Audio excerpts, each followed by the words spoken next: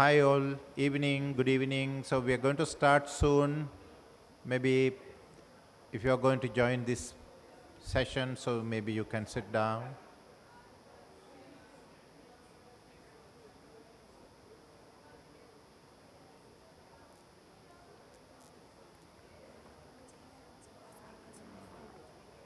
Yeah, okay, yeah. Yeah. Because we have a very big room, so I would ask everyone to move forward so we can see as a group, and we can also engage each other.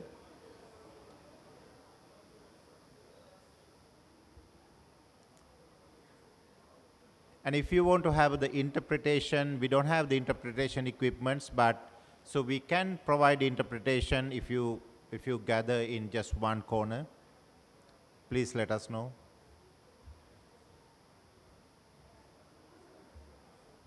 Today, there was hardly any negotiation that we could attend to.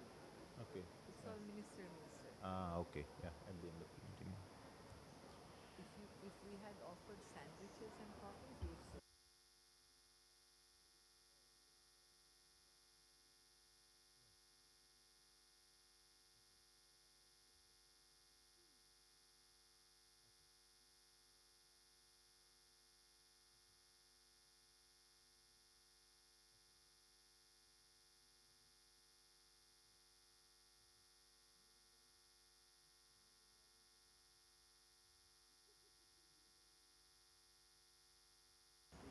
On that. Yes. That's easy. That's easy. If anyone wants to have the Spanish translation, so then you can go to that corner. And also the French interpretation, you can go to that corner.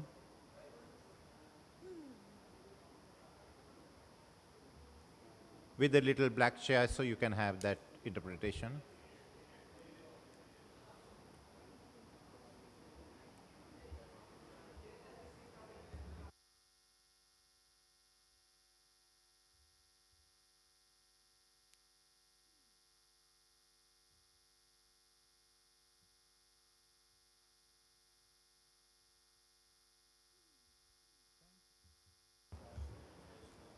Good evening, everyone. My name is Hemantha Withanage. I'm from Sri Lanka. I'm the chairperson of the Friends of the Earth International. Today, I think last few days you have been listening to many speakers, inside events, side events, and also the actions. And you are listening to many solutions coming here. But we know that you are listening to real solutions, but at the same time, many of the false solutions are talking in those meetings as well as in the side event. So here, this session is about the real solutions, and we want to have the people's solution for climate crisis. And every one of us who has been following the climate negotiations for last several years, we know that how the developments in the climate negotiations have been moving from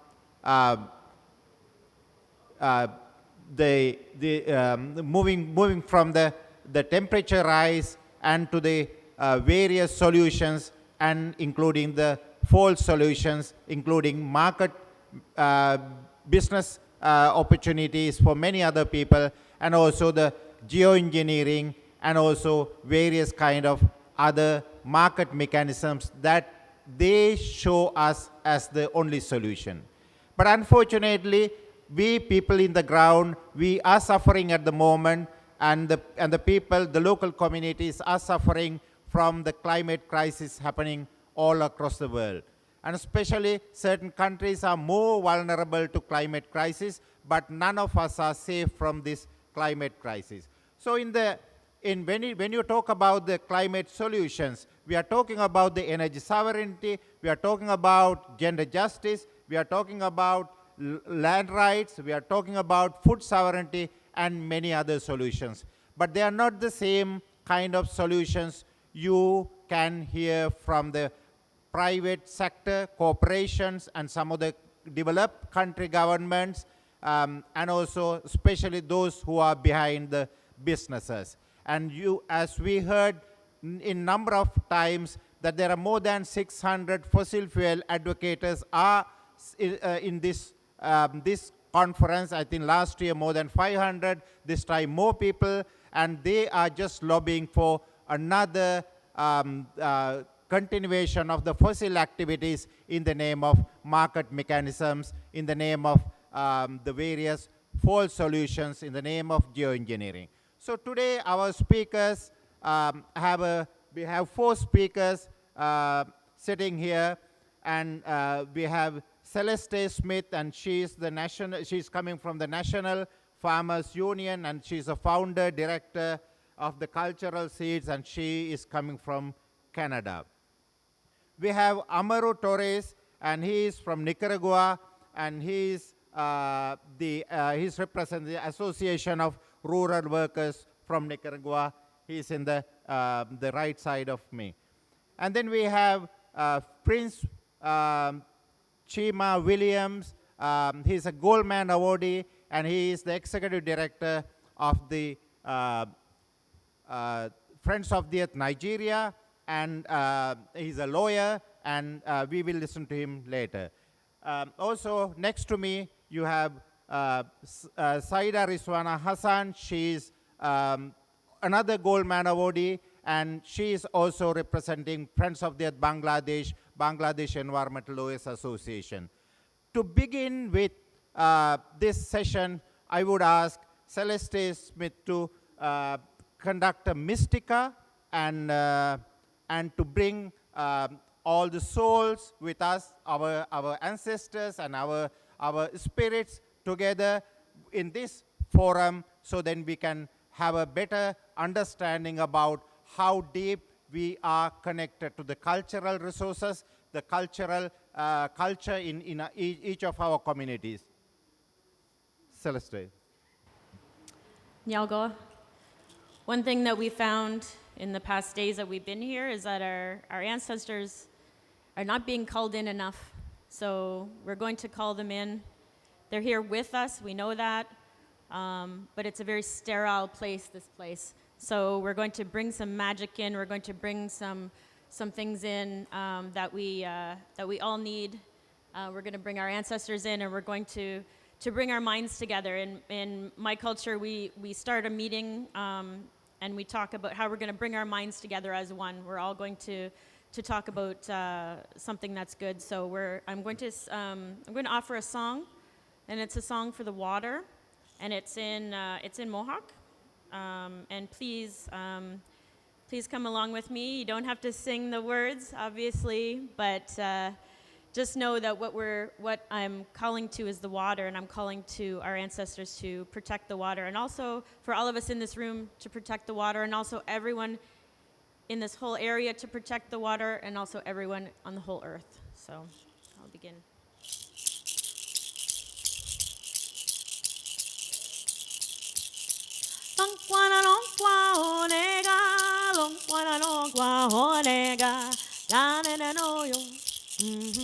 La na na go, la la na wa hey ya, lo hello we hane, lo hello we hane, la na na no yo, la na na go, la la wa hey ya, lo hello we hane, lo hello we hane, la na na no yo, la na na go.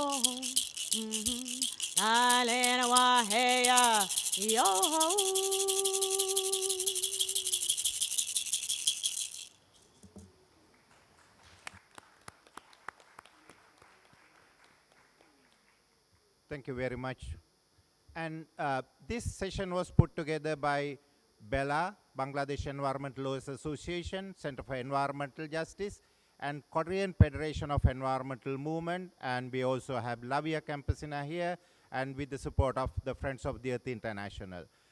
In Friends of the Earth International, we have had this discussion about what are the real solutions. And you can see them in the screen, and we have 9 solutions we are talking.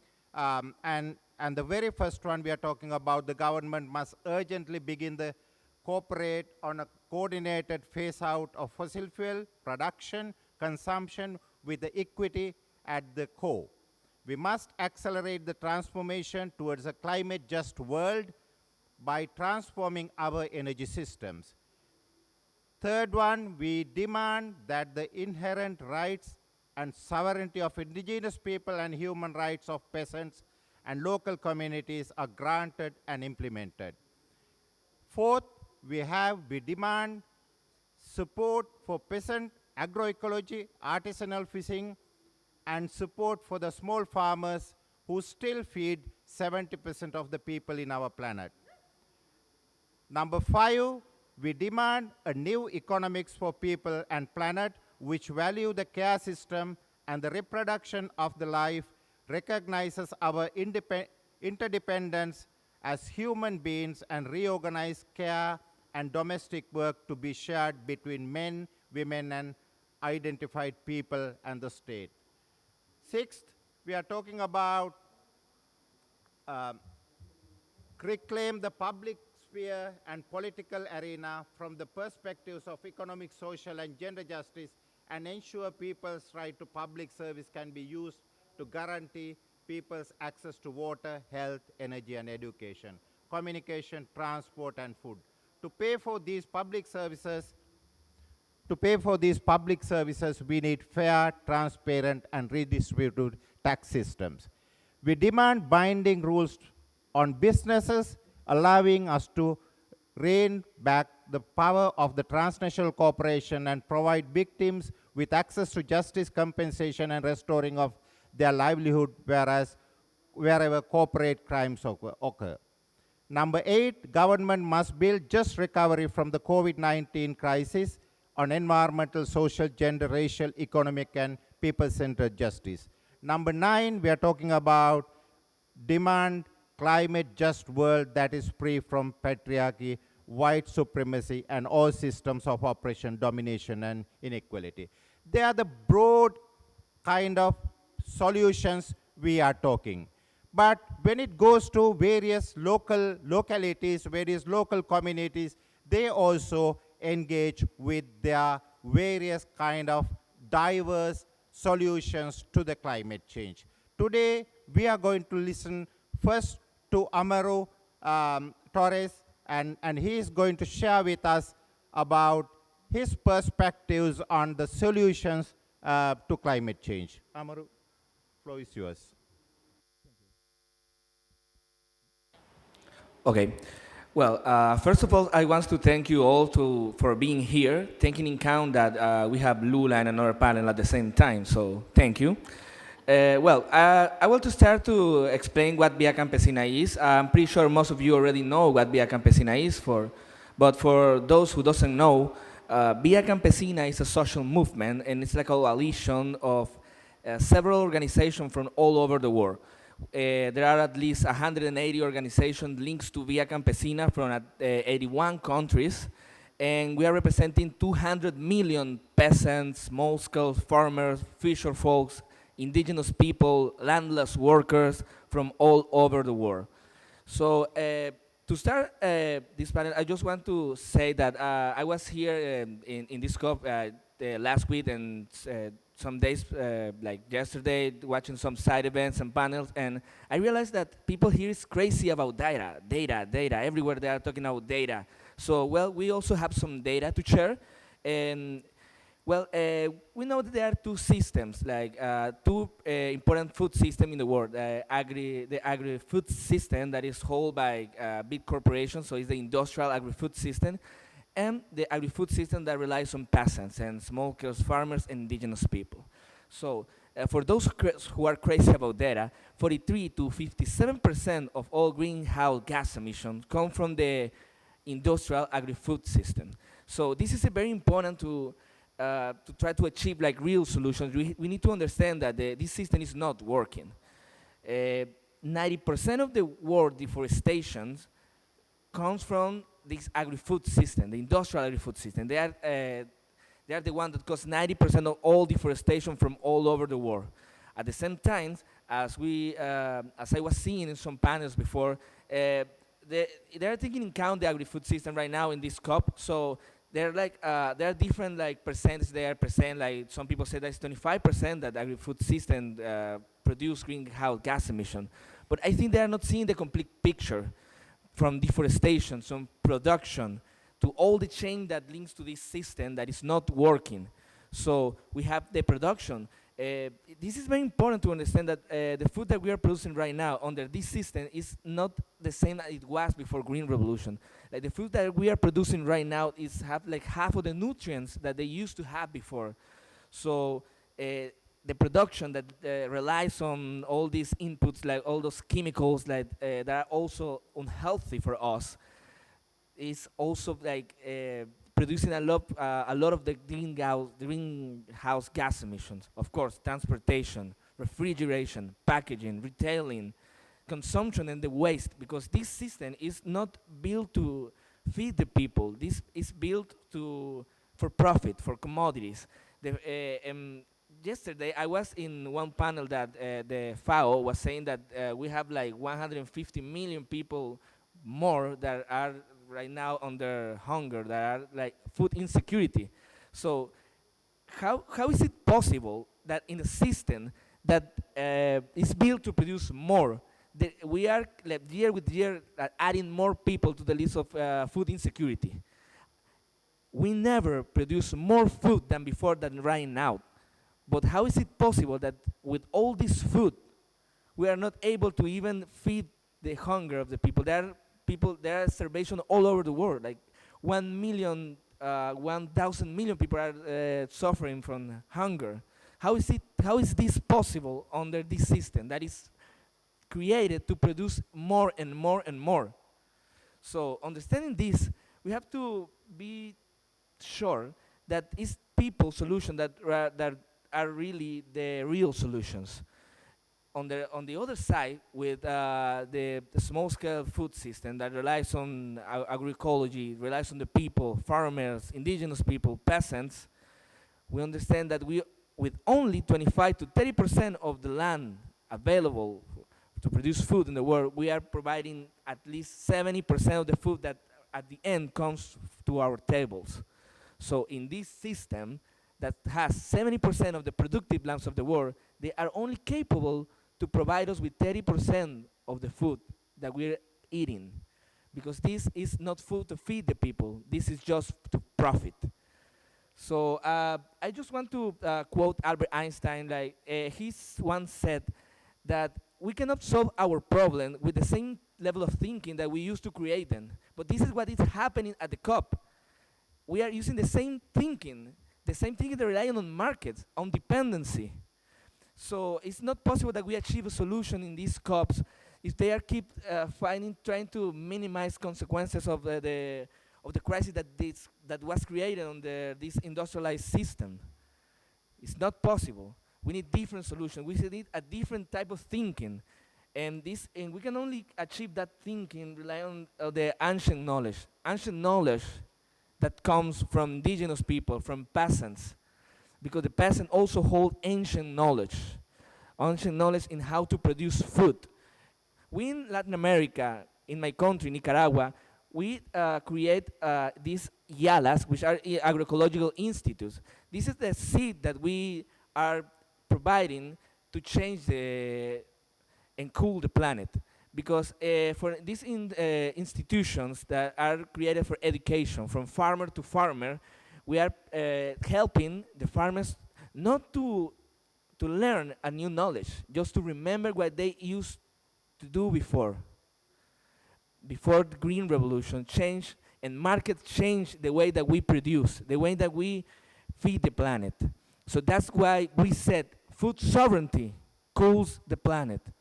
Food sovereignty is the real solution, and the only way to achieve food sovereignty is through agroecology, peasant and popular agroecology. That's the only way that we can cool the planet and at the same time feed the people. Since this is not just a climate crisis, this is a food crisis as well. And what is what is also happening in this COP is not only for the future of uh, of the of the solution that they are making. This is also about the solution of agriculture. They are discussing the future of agriculture in here, and this solution that they are providing, like climate smart agriculture, this is not a true solution, because this is also a way for green land grabbing, a way to keep pushing on the market, to keep pushing on the agenda for profit, for big corporation, for Monsanto, for all those companies that are taking our seeds, those companies that are polluting the system, and also that are making us ill for this food that is not for good for health, for the future of our children. So we need to focus on agroecology that also helps the biodiversity, not all those monocultural systems that destroy the environment, all the ecosystem with just palm trees and or GMO soy to feed livestock. That is not built to feed the people. We need local market. We need food sovereignty. And I just want to finish with a quote from Gandhi, that he said that there is enough food to feed the world, but it's not enough food to feed the greed for some people.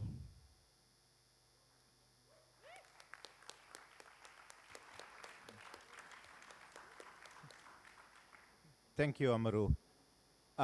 Those corporations who have access to chemicals, those producers of the GMO seeds, those who have the power to buy the governments and the experts, and they think that they are the one to bring the solutions.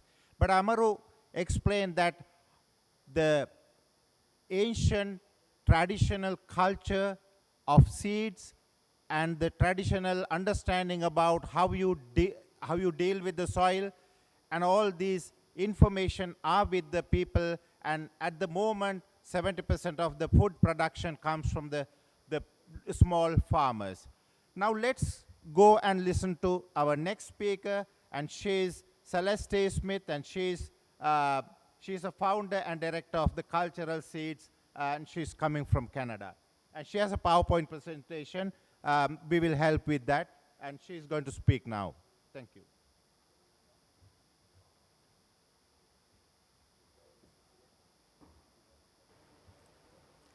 So, Sagoli, everyone. I brought some pictures because things are better with pictures. At least I think they are. So we're talking about solutions today, right? As we've heard a lot about solutions, but we've heard a lot about solutions from really big corporations and people who stand to profit a lot off of these solutions. So what I'm bringing today is just what I'm doing, right?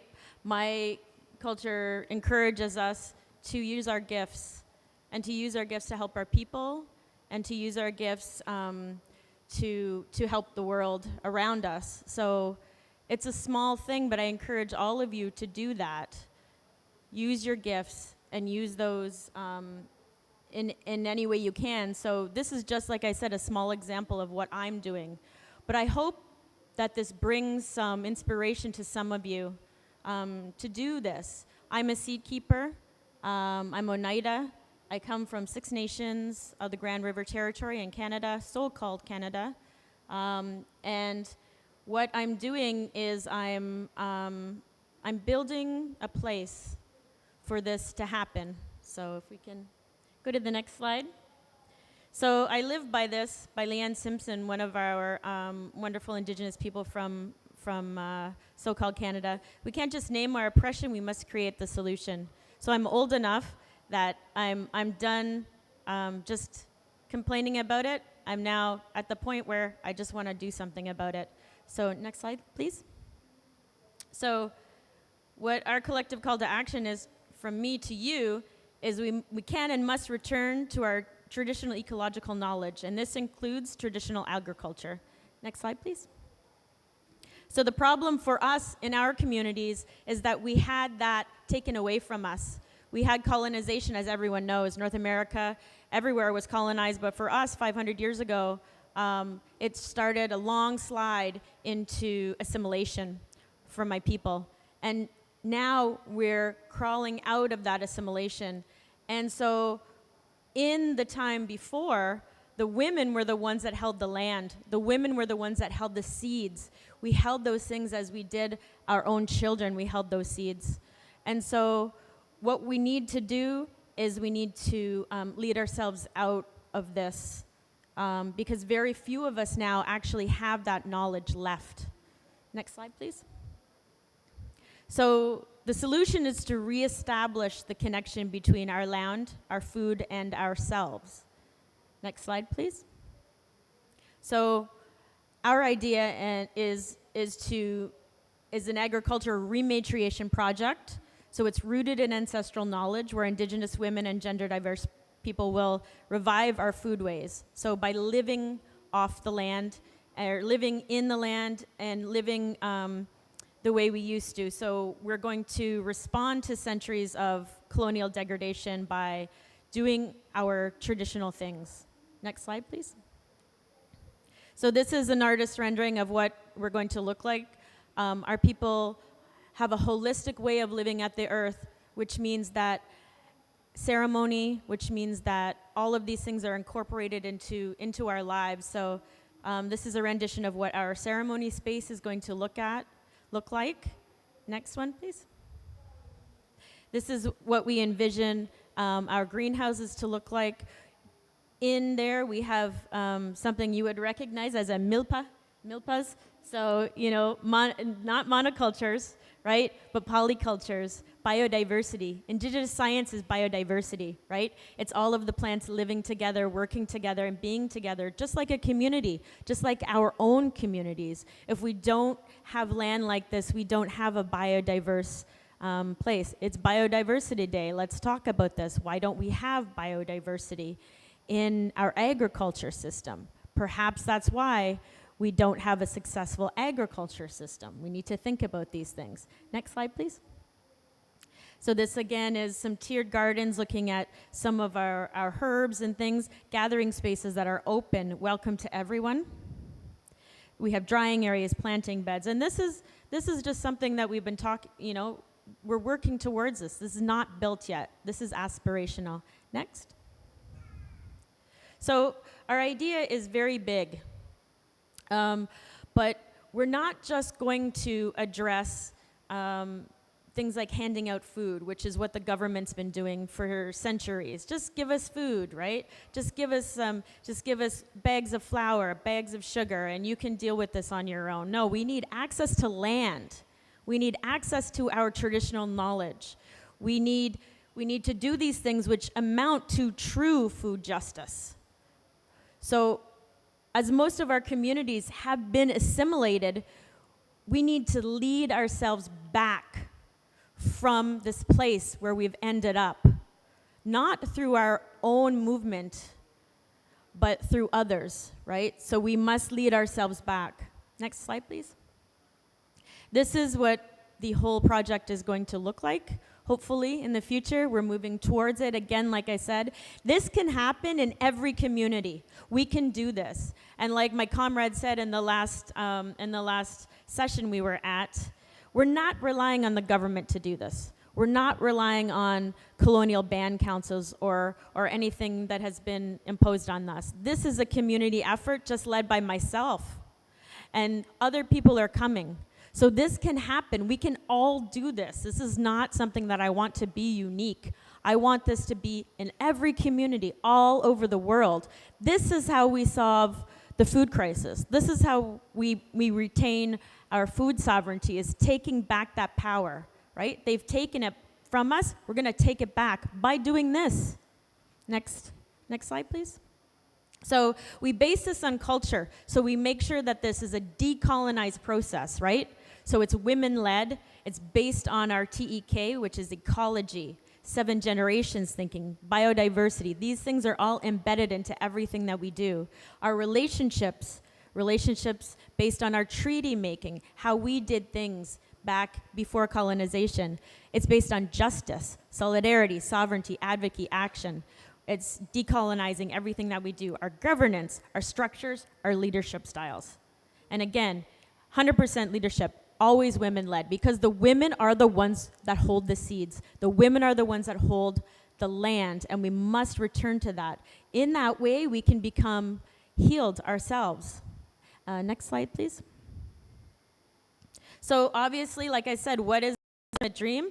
It's a lodge on every territory in every nation, making a difference for our collective, that's the key, our collective economic, cultural, and spiritual growth. So one more slide. So thank you. This is how you get a hold of us if you want us to walk you through the process. We'll help you in your own community to do this, because this is where it needs to happen. The National Farmers Union of Canada has been helping me through this process as well. They've been standing next to me because we need to do this as a community. We need to hold each other up.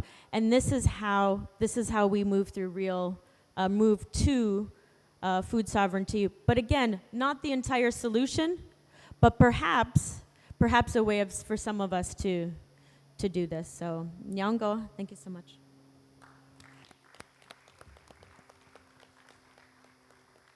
Thank you very much, Celeste. More and more we are realizing that our governments are not going to bring the solutions, and they are failing us. In all the negotiations, not only in the COP, climate COPs, but in other multilateral spaces, they are not bringing the solutions. They're giving the solutions to bring by the corporate sector. But here we are talking about the people's solution. The people's solutions it's available everywhere in all the communities, have been dealing with their own solutions, and it's time to go back to these solutions. And she was talking about how the traditional knowledge can be used, how the seed diversity can be used in bringing back our people's solutions to the food issue. And both speakers coming from Labia campus and was talking about the agriculture part, which failed during this negotiation time, and we were not able to bring any agreement on the agriculture sector in this COP27. Now let's move into the other areas. I have here with me Prince Chima William, and he's the executive director from Nigeria. When you hear about Nigeria all the time, you hear about the fossil fuel, how the fossil fuel destroyed the rivers and lands in Nigeria. And let's listen to Chima about his solutions, about how they bring the solutions to the energy sector. Floor is yours. Thank you, Hemantha, and thank you everybody for being here. It's my pleasure to be here and then to talk to us about the real solutions. This is very unique for me. First is that this is the very first COP that I am attending on principles. I've never attended any COPs because I consider them a jamboree, talk shop, and where the corporates comes to buy off government officials, to do their bidding rather than profiling and working together to provide solutions. And we've seen that, happen effectively here. And I can never consider any of the COPs more of a failure than the COP27, which has already failed before the conclusion of the COP. Coming from my perspective as an African, and the COP holding in Egypt. I won't say holding in Africa, holding in Egypt, because this place is not, by my own estimation, a COP that is holding in Africa, because how many Africans are here? That is food for thought. Now, talking about real solutions, I am asked to talk on just transition, energy transformation, and then renewables, Africa Just Recovery Plan, and then people's power now. Now, unjust transition, you know, is a term that is bandied without understanding the real meaning of a just transition for the ordinary man on the streets, especially if you take from our own perspective, from Nigeria, from Niger Delta, where we see the reality of resource costs, not resource blessings, because the blessings that comes with the resources that is embedded on our soil is beneficial to people that we don't know. And we benefit from the cost of that resource, which is the sufferings, the pains, the agony, the killing, the destructions that comes with these resources extraction. It's not that the resource itself is a cause, but the extraction pattern, the consumption pattern, the transportation pattern, and of course, the costing and everything associated with it as it relates to us as citizens that lives within the areas that these resources are extracted from makes it a cause for us. So, if we are talking about just transition, there are two key words, just, and then transition. So when you want to transit from one thing to the other, it means that you want to move from one realm, one sphere, to another sphere. It's not maintaining the same practice, and then you are talking about transition. You cannot effectively talk about transition as we have it going on at the COPs. Coming to discuss the same thing, and then coming to lobby to be doing the same thing the same way. And for me, simply, the English dictionary, let us not go into any other jargon. What is just? Just is something that is better. So, which means a just transition, by definition, should mean moving from one practice that is not totally acceptable to a better practice. So when we come here and we are talking about, carbon trading, for instance, carbon sequestration, carbon offset, what is just about it? What is the transient point about it? Because we've been talking about this, we've been using this for so many years. And how has it transformed? How has it changed things? Who has it benefited? If anything, from our own experience as Nigerians, the issue of carbon sequestration, carbon trading is a mercantile mechanism that puts more money in the hands of the business people and put more punishment on the victims, because with carbon trading, carbon sequestration means you continue to pollute, continue to destroy, and you offset with one forest or one project somewhere in my community or in my village. And most of the projects come under the Clean Development Mechanism projects, okay, which puts more money through the UNCCC financing processes in the hands of the corporates for putting up such projects. And in the project area, the community people, the victims of their pollution, still suffers more because the forests that are sequestrated as carbon sinks will never be assessed. The resources in those forests will not be assessed by the indigenous people. And assessing that, they are criminalized. So double punishment for the victims and more profit for the corporates. Will that provide real solutions? The answer is no. It will not and will never. So if we want to provide real solutions in our transition, there should be a transition plan, and that transition plan should showcase how we move from dirty energy source to a better renewable, cleaner energy source.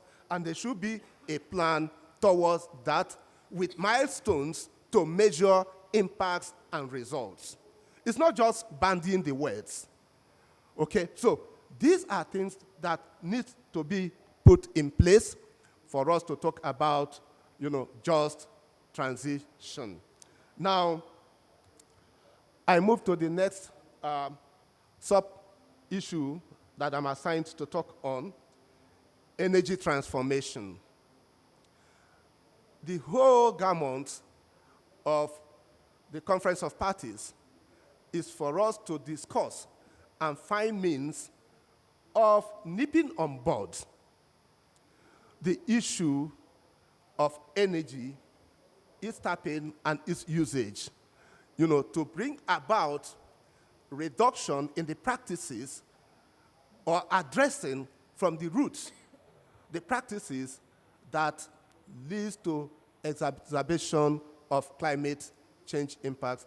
And for us, greenhouse gas emissions, is the most and the worst global contributor.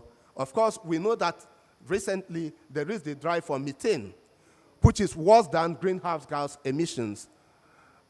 But we have to start from the known to the unknown, okay? The methane issue is coming up globally, and we need to equally pay attention to it because its own release is more dangerous than greenhouse gas emissions. But we are confronted with greenhouse gas because that is more globally known about, more contributory, and more visible. So if we want to talk about energy transformation, I want to look at it from how do we transform our energy subsector. Transformation, because I know that we carefully did not use energy transition because it is now a word that has created a lot of confusions. Okay? Now, transformation means that we have to move again from the current pattern of energy tapping, usage, distribution, and usage. Now, for us, if we want to talk about energy transformation, we have to talk about, first and foremost, energy availability. Do we have enough? Let's look at the records shows that closely the whole world has about 900 million people that cannot access energy. And out of this figure, about 600 million people are Africans. Okay, so which means the greater percentage of Africans live in energy poverty. Whereas Africa, for instance, has enormous resources to generate alternative energy for African use and for other world countries' usages. So, if we want to talk about energy transformation, we should think about energy availability, energy affordability, because if it is available, is it affordable? If it is available and it is meant to feed the corporate needs without the people's needs, then it is not affordable, and then it is not available to the people. From there, if it is available and affordable, is it sustainable? Do we have sustainable energy sources? Okay? Nigeria, we have all the resources, all the energy resources we export, but in Nigeria we live in darkness. So, can we now say that our energy is serving the people? The answer is no. So, What will be the real solution? The real solution will be first to provide energy security. Okay? When we have energy security, it means that we have addressed the issue of availability, issue of affordability, and issue of sustainability. And akin to having energy security is that we must have energy democracy. Who determines the type of energy that will be good for my community? My community have sources that can be developed within the community, and it will serve the community need at a very lower cost. Okay, so if we determine that, and then my community people decide how they want to use this energy, how they want it sourced, they will equally be in a position to protect the energy source. It becomes their own. Ownership becomes easy and determined. And of course, with this goes with trying alternative, which is community energy management paradigm, where the communities take the decision and be part and parcel of the process of the energy sourcing, energy provision, energy distribution, energy use, and energy accountability. This becomes real solution that can happen, and when a people owns a process, it is easier for them to protect that process.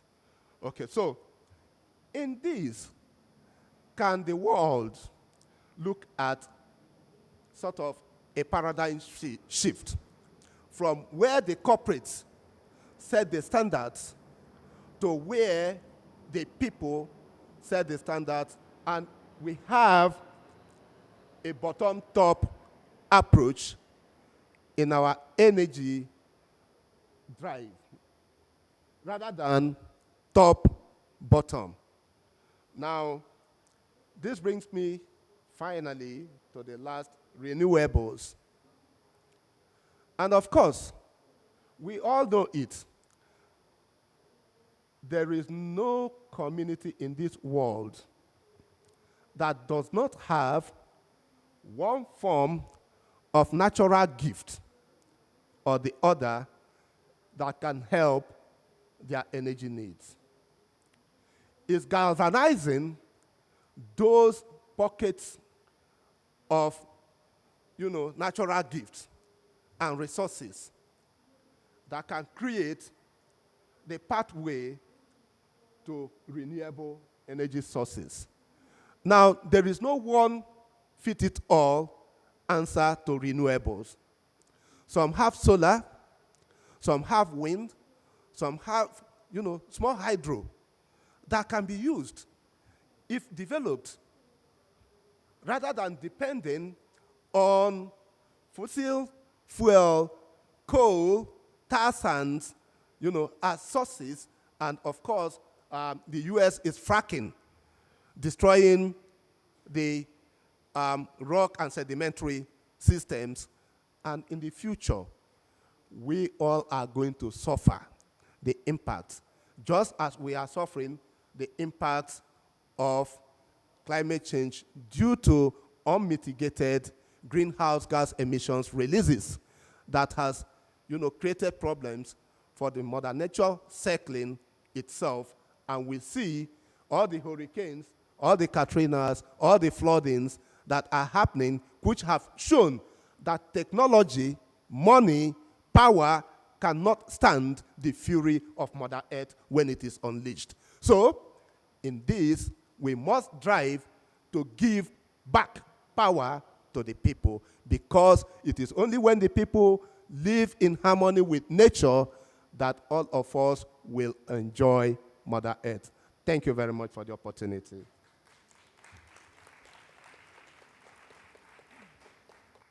Thank you, Chima. Fossil-based development is the problem. So that's why we all are here. We want to give people to think, govern energy. So we need to talk about energy sovereignty.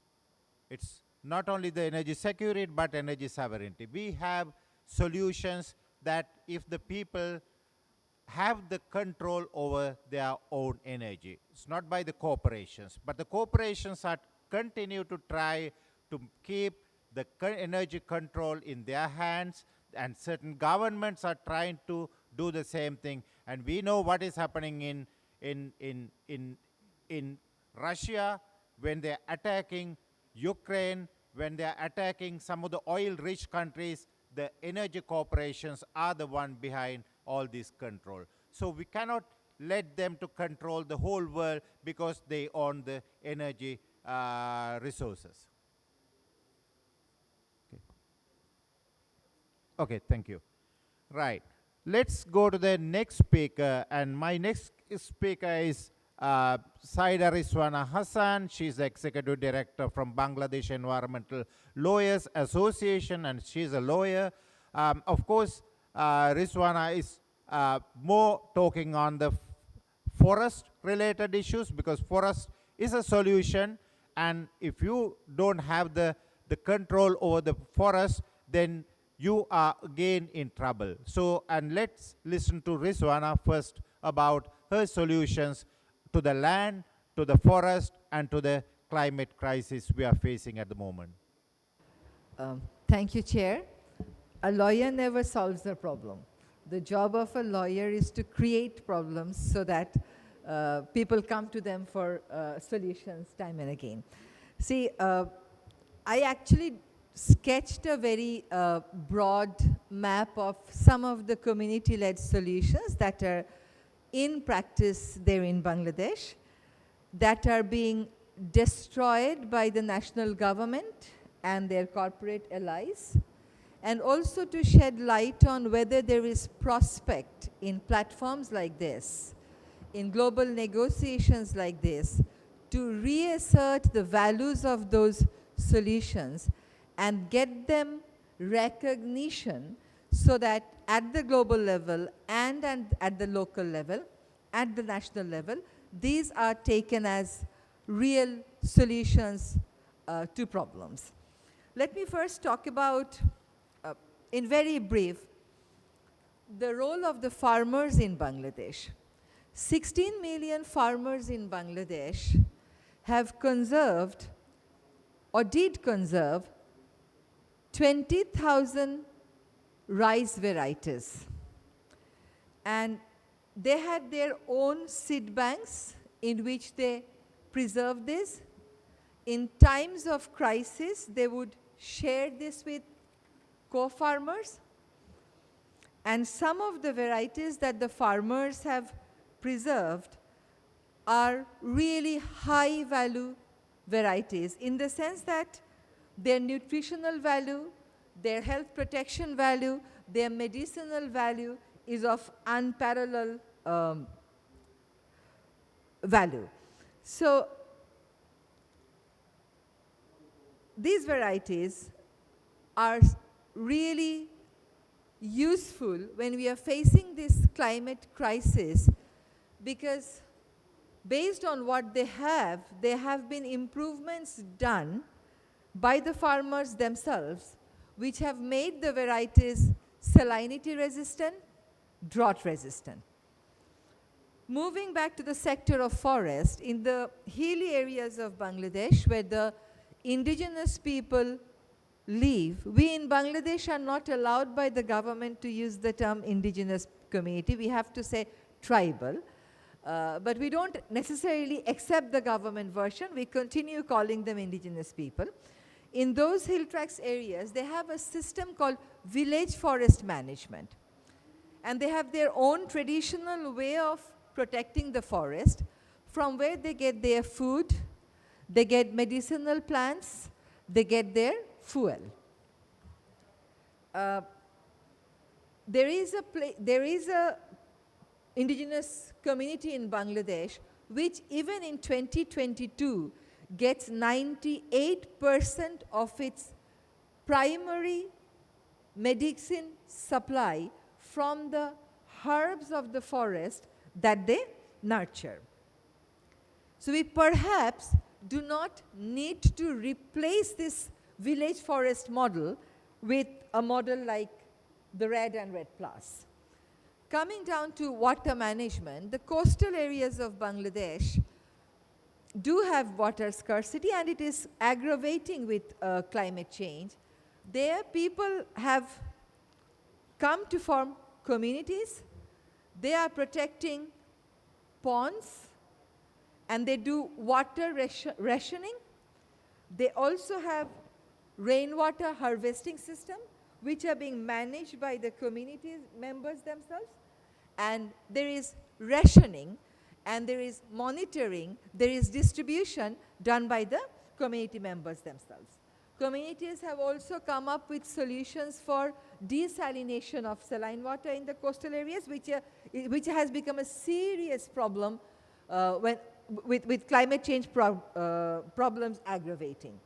In the energy sector, Bangladesh has the largest off-grid program in the world. We have 6 million solar home system, and it is the largest bottom-up electrification model of the world. So the communities are now learning to produce the energy. They save it when they have excess energy, and they distribute it to other community members at affordable prices. All these practices that we perceive as solutions are not given official recognition or legal recognition by the government.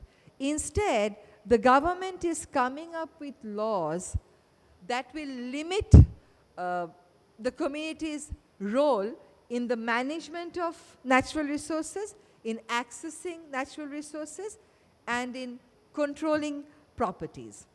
What the government is doing, they're coming up with development narratives that are largely borrowed from the development narratives of the Western countries, and which are responsible for today's climate crisis. The government is increasingly establishing its control over land, establishing its control over forest, establishing its control over water resources. In the process, the government is becoming land grabber, and it is denying the importance of these common property resources and very tactically privatizing those. So rivers have become dumping grounds for industries for their effluents. Forests are being grabbed by rubber plantation, which the government sees would bring government quick economic return. The government is going for false solution. So although we have the world's best solar home model, the government is going for import-reliant fossil fuel solution. The reality in Bangladesh is such that we have the capacity to produce much more electricity than we actually need, but the problem is we don't have the distribution system. So the idle coal plants are sitting there, and the government is taking the taxpayers' money to compensate them because they have got the infrastructure done, and even if they're sitting idle, huge amount of money is flowing to them as capacity charge.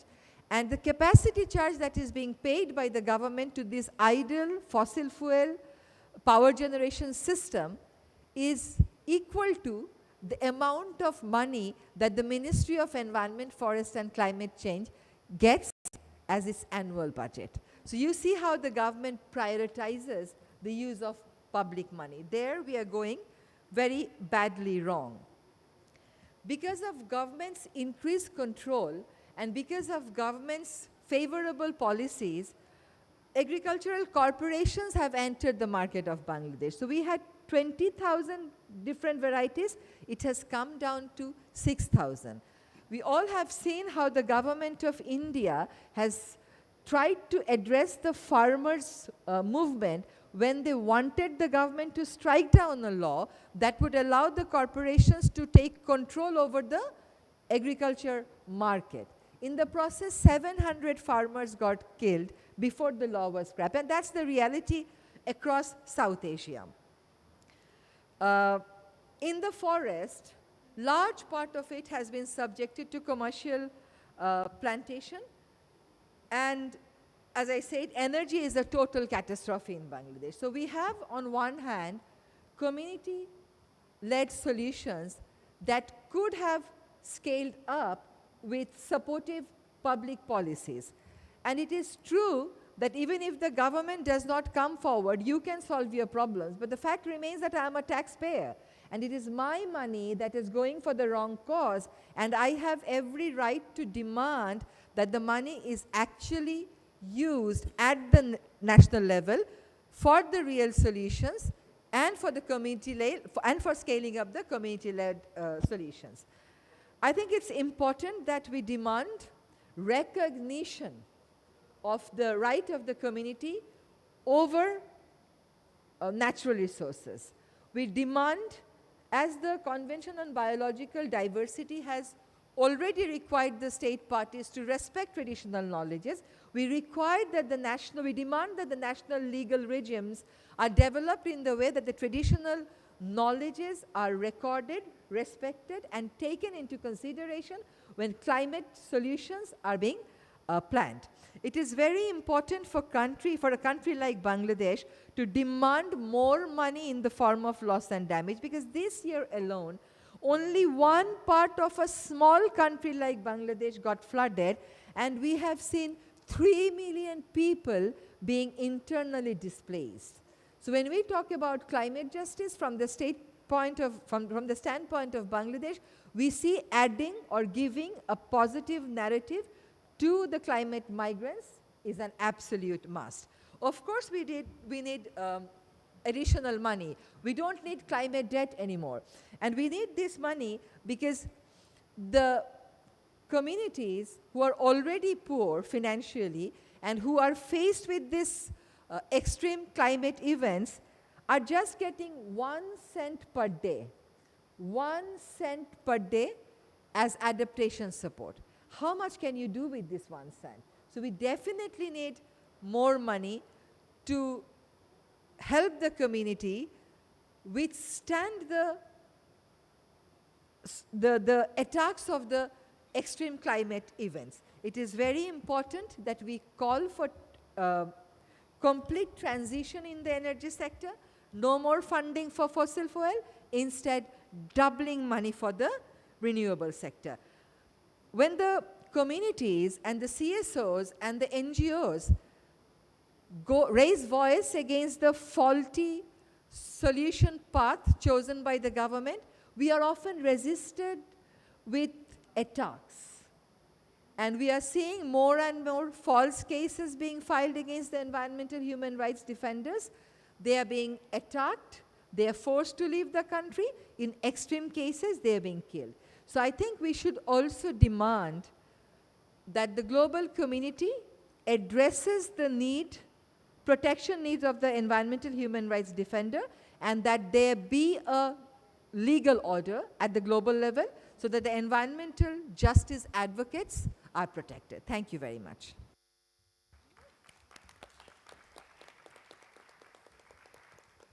Thank you very much, Rizwana. When we are talking about solutions, you always hear various geoengineering solutions, carbon capture and storage, putting fertilizer into the ocean, and spraying sulfur dioxide into the clouds, whitening clouds. But here, we already have solutions with the communities, and they have been practicing those solutions for thousands of years, and they are the real owners on the ground. But we don't have the right now, because our governments are not serving the local people, they are not serving the nations, but they are serving more on the corporations. Here in this session, our speakers brought how the local communities are dealing with their own solutions on the indigenous, with the indigenous knowledge, with the knowledge on the seed, with the knowledge on the food sovereignty, with the knowledge on energy sovereignty, and many other local traditional knowledge. So we have the solutions, but unfortunately we are not able to multiply these solutions because there's no support coming from the governments. Now, we have few more minutes to talk about your approach and your understanding about this issue, and you can raise any comment, you can make any comment, but at the same time you can ask any questions to any of our speakers, and we will try our best to answer those questions, and the floor is yours. So please raise your hand, so we are happy to get few questions. So then after that I will again give some time to our speakers to share their concerns, maybe some responses to your questions. And we don't have many in the audience, so I'm sure you have some questions, whether it's the media or whether it's the anybody else. So please share your concerns or your comments. Anyone?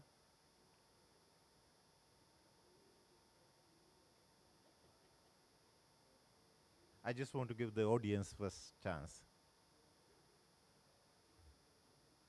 Anybody wants to raise any question? Oh, yes. I see one hand. Can we pass a mic, please? Yep.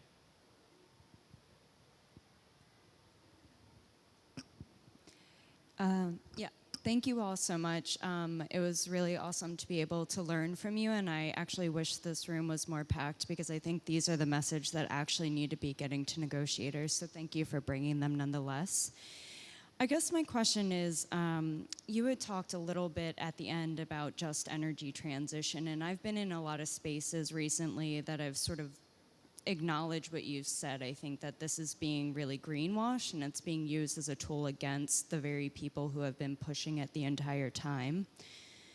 My question then, I guess, is what are some ways that you would like to see alternative narratives built out that would be in solidarity with the work that you're doing? I'm thinking of, I work with Oxfam, and so I'm thinking of groups like ours, how we can be in better solidarity with you around sharing the work you're doing and really being a counter to these dangerous narratives. And I'm curious to hear about, you know, in an ideal world, if you were at the negotiating table right now, what you would like to see on some of the major agenda items that aren't being talked about right now. Thank you. Thank you for that question. Can I direct that question to Mr. Chima? Yeah, thank you very much. For every idea we propound, we have thought through those ideas, its workability, and its practicality. When we make the suggestions on the real people's solution to energy transformation, when we talk about energy democracy, it is something that is real. It is something that is doable. It is something that had been practiced before now. The indigenous people or the community people, before the decentralization of gridding system, had the local ways that they were sourcing for their energy needs. Okay? What needs to be done is to refine some of those processes that are considered crude. Okay, for instance, in the Niger Delta, where I live and where I come from, in some communities, for instance, there is a plant called seaweed.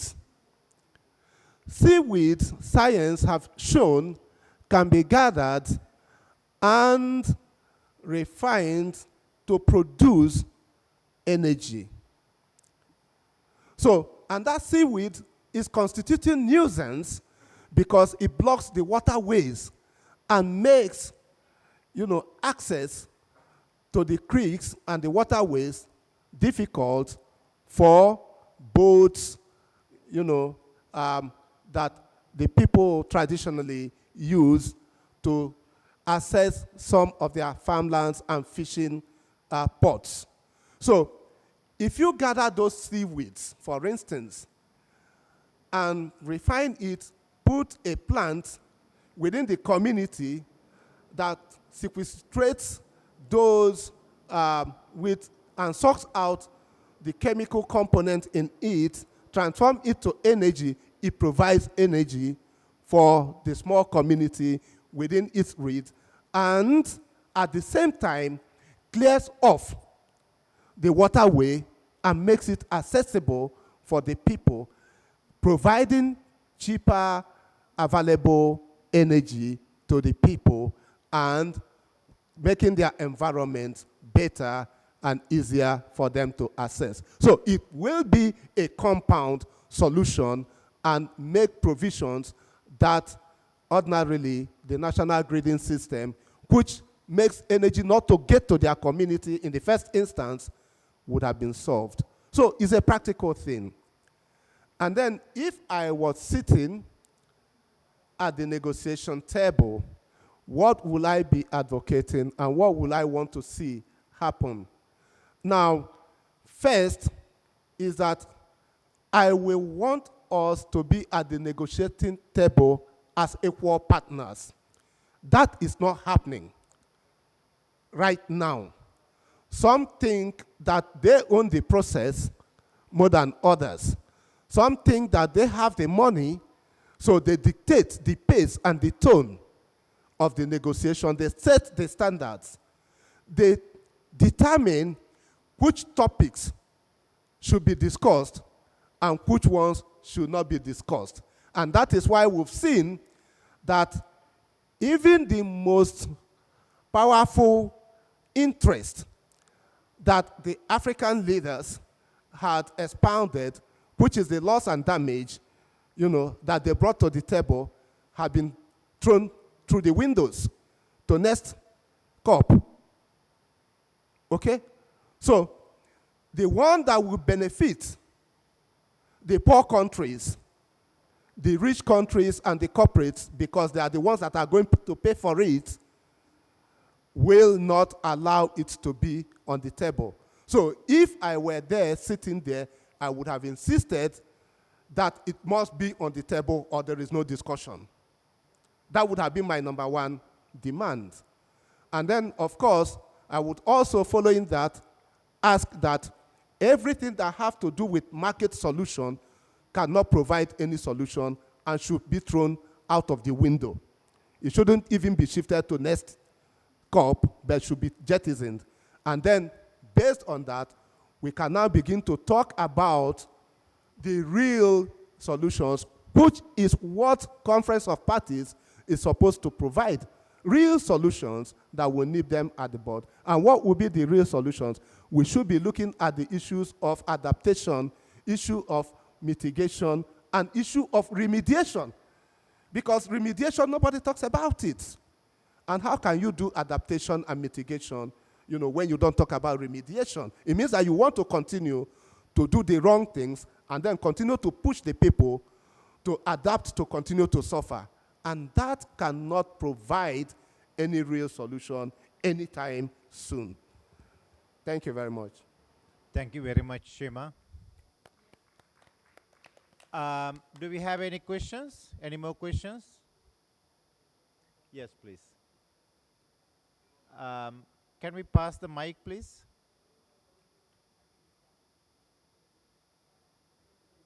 Okay, please. Maybe you can use that one. Is this okay? You can hear me? So I'm not sure it was touched on in the panel, and I feel like it's important, and it's often left out of some of the conversations, which is in Latin America, but around the world. It's on? It's okay? In Latin America, but around the world, there are countries, there are people with processes, political and social and economic processes aimed at social transformation and social inclusion that because of the nature of their choice, they are sanctioned. They are blockaded in the case of Cuba. They are sanctioned in the case of Nicaragua. And so it makes it a lot more difficult to do the transition and to struggle for a new society under sanctions. And I just wanted to take advantage. As Via Campesina, in our declaration to come to COP, we made mention to this, that sanctions are a violation of the right to sovereignty and to food sovereignty, to national sovereignty, but to food sovereignty especially. And I wanted to see if it was okay if our panelist Amaru might want to speak to that from the Nicaraguan perspective, and anybody else, of course.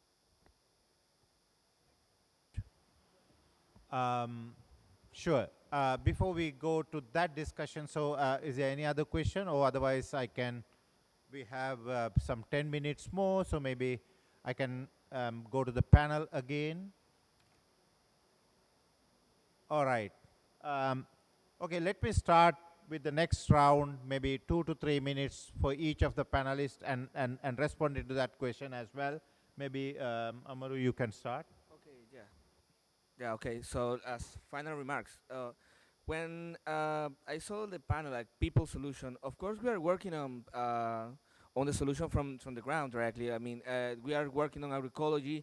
We're working with the farmers directly. We are also like working from farmer to farmer, so they can share their knowledge and other organization. We are covering like, all Central American and Caribbean region in Nicaragua with the Agroecological Institute.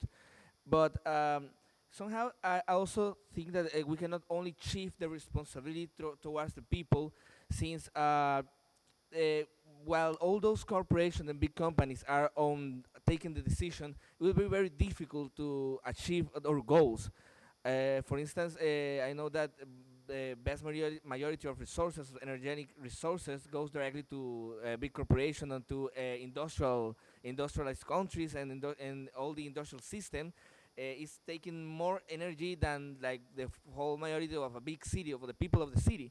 So that's why I think and consider that it's still important to try to take or to push into more progressive governments. I mean, if we find a way to have government that are more finding interest for all the people instead of just like corporate puppets, it will be easier to push under the line that we want to push. For instance, I consider the Bolivian government that the work that they are doing like as a correct way to approach these matters, such as the claiming that the Article 6 is not going to work, like nature-based solution are of course false solution. And of course, from our peasant perspective, as an example of how agroecology actually works, we have Cuban example. Many people might not like it, but actually if you go there and actually see how it is for peasants and how agroecology actually works and feeding the people. So we have the Cuban example, and it's an example that is actually working. And all those governments that are like pushing towards the solution that we consider like real solution, of course, is also useful for our local struggles. And we need more of that. Of course, there are small voices, and of course we will find some allies from the inside, but they're like, it's very small, still very small, and maybe we need to push towards that pathway as well. But of course, we as a social movement will continue working from the ground. We will continue working on the territories. We will continue working with the people and for the people. So this is our work. We'll continue with indigenous people. We'll continue working with fisherfolk, with small-scale farmers, with peasants, and of course we're going to support all the progressive perspective from different governments that are actually working for the people. Thank you very much. So, Celeste? Okay, I've heard quite a few themes tonight, and they revolve around community, they revolve around sovereignty, and they revolve around people solutions, which equal justice. So I think that's what we need to be continuing to talk about. And I think that when I think back to a conversation I had earlier today when a man from one of the countries attending today came in and talked to me, and he was genuinely concerned. What were false solutions, he said. I don't understand what this means, this word, this false solutions. And so I said, well, you know, it's these things that we're talking about today. We talked a little bit about it, and he was actually really shocked that what he was hearing from his government and what he was hearing from the corporations wasn't true. So I think we have a lot of education and talking about this to go through.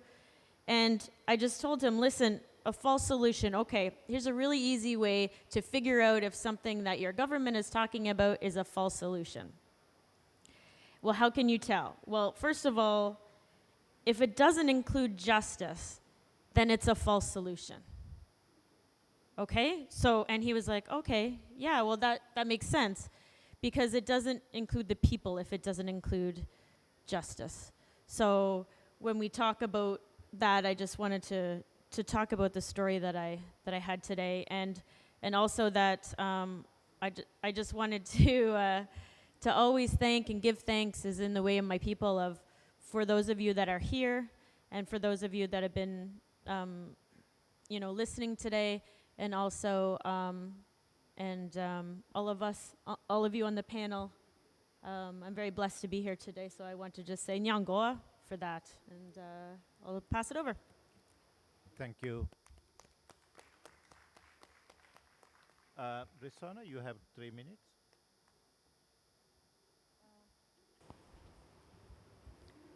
I think there is a real need for overhauling the legal system that we have in place. I don't see any government saying we will be doing something only for the corporations. I see all of them saying we'll be protecting the interests of the people, and we are doing all this in the interest of the people. And I think we actually have some very good principles in our international legal documents, but I don't think we have a mechanism that can be used to report on compliance by the national governments on those. For example, this protection of the rights of the protection of the traditional knowledge is there in the CBD, but there is hardly any in the developing world, there is hardly any government that would take it very seriously and ensure that it's actually being done. Having said that, I think there are also practices around the world. There are excellent models of community-based forest management. There are good models of renewables being promoted both in global north and global south. There are also examples of sustainable consumption being promoted. I think the ultimate slogan of Friends of the Earth International of mobilizing the communities, being with them, resisting the pressures, undue pressures that are coming from the corporations and the government, often violating the norms of the international legal documents and undermining national documents, and then having a very clear transformation agenda is the way forward. And it's not all very gray. Green things are also happening. It's not all about corporations taking over power. It is also about corporations giving in and being submissive in their, feudalism, in their pursuit of grabbing the resources. So I think as we are doing it today, we talk about solutions also, and we assure the global community that solutions exist. People are fighting back. People are winning. Governments have also started to change, and that there is a wider international community out there to stand by them when they need the support. Thank you very much, Chima. Thank you very much. When we want to talk about people's solutions and real solution, from our own experience, if you go to the Nigerian stand, you will understand why, as a Nigerian, I will be talking about real solutions and people's solution. You see, if you walk through all the stands, you will see that countries, groups are putting their logos, you know, what they are doing to provide solutions. It is only in the Nigerian stand that you see that the corporate logos are framed and put alongside the government logos. So as sponsors, I mean, it speaks volumes. So in that scenario, can we ever get, you know, justice in the first instance, except the one that is churned out by the corporates? So I leave us to now provide the answer to the question. Thank you very much. Thank you very much, Shima. I want to thank our panelists, Amaru and Celesta, Rizwana and Chima, for bringing this wealth of knowledge to this audience. Although the small audience here, they were able to bring this knowledge from their communities, from their perspectives, from their work they are done. I'm not going to summarize because it will be injustice to the wealth of knowledge they have brought already here. But this is something everybody is looking, which are the solutions. Everybody talking about the solutions. Everybody inside those negotiation rooms, they're talking about solutions. But their solutions are not the solutions for many of us. Their solutions don't bring the solutions to the local communities who are already suffering, who are already become the climate refugees in their own countries, who are already suffering from food crisis, energy crisis, and many other crises. They have lost their homes, they have lost their livelihood because of this crisis. So everybody is looking for the solutions. Those solutions not necessarily come from the big corporations, because the big corporations have big money, so they can easily convince the governments, they can easily convince through the media and other sources that they are the one going to protect our world. But that is not true. They are not going to protect us, but they are going to make this solution as a business. That is why all these carbon markets are coming. That is where all this geoengineering is coming. That is why all these capture and storage is coming. Many solutions. They all are not going to be our solutions. But here we understand, at least we talk about three different areas: the food and agriculture, we talk about the energy sector, we talk about the forest and other livelihood. So at least in these areas, we were able to tell you that there are solutions exist, there are people solutions. You don't need new inventions. They have been practiced for thousands of years. So because of that, these solutions exist. There was a question about how do we act in solidarity. I think we have these solutions. We need multiplication. We need replication of all these different solutions, and we can learn from each other. I think the people-to-people sharing, knowledge sharing, storytelling, these are the ones that you can bring the solution, share with each other. And we can learn from many other countries, many other parts of the world, but that's how people are going to bring the solution. And finally, these governments and those who are in the negotiation rooms are not bringing the solutions. And they failed us in this COP. We already know that they have not come to the agreement. There's no such money available, and they want to push it for private sector to bring it market solutions, but we are here talking about the people solutions. So those exist, and let's work together, and let's multiply these initiatives. Let's help each other to bring this and bring the solutions to the climate crisis. Thank you so much for everybody for putting this together.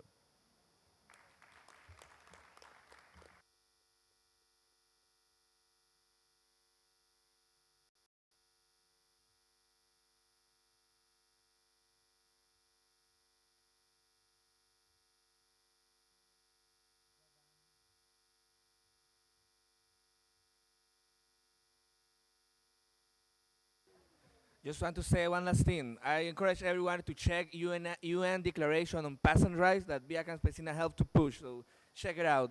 Peasant Rights UN Declaration. We have few publications there. If you are interested, please take them.